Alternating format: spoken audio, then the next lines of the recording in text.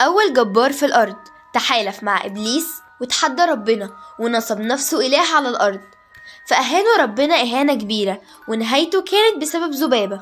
مين هو النمرود وإيه حكايته وإزاي ذبابة نهت حياته؟ النمرود بن كنعان بن كوش بن سام بن نوح، حاكم بابل في العراق.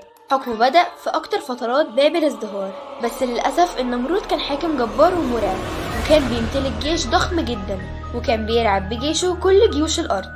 وبعد كده ازدادت قوته وقوة جيشه لحد ما بقى أكبر وأقوى جيوش الأرض، ومحدش سلم من قسوته وطغيانه. وفي يوم كان قاعد النمرود وسط الجواري، ودخل عليه راجل أحدب بسيط وقال له: انت يا تافه اللي هتحكم الأرض؟ طبعا النمرود اتصدم وقال: ازاي دخل هنا وازاي يتجرأ انه يهينه، وأمر بإنهاء حياته وفورا اتنفذ الحكم. وقتها رجع النمرود لغرفته ولقى الراجل الأحدب قاعد على السرير، فسأله وهو مرعوب: انت مين؟ قال له: لو عايز تحكم الأرض يبقى لازم تشوفني على هيئتي الحقيقية. وابتدى شكله يتغير لكائن ضخم جدا وعليه شعر كثيف، واكتشف النمرود ان ده إبليس. وإبليس طلب من النمرود انه يسجد له عشان يحكم الأرض كلها.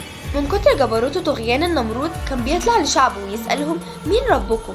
فكانوا بيردوا عليه وهم مرعوبين وساجدين ويقولوا له: انت ربنا. واللي ما كانش بيرد كان بيتقتل في وقتها.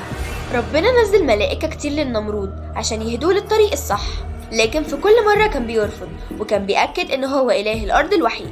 وفي آخر مرة واحد من الملائكة جه للنمرود وقال له: جمع كل جيوشك ونشوف مين اللي هيقدر يوقف كل اللي رب العالمين هيعملوا فيهم.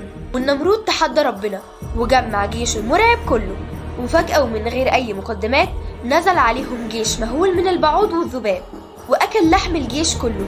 وكان النمرود واقف بينهم مش مصدق اللي بيحصل، بيقول: ازاي جيشي مش قادر يوقف شوية ذباب وبعوض؟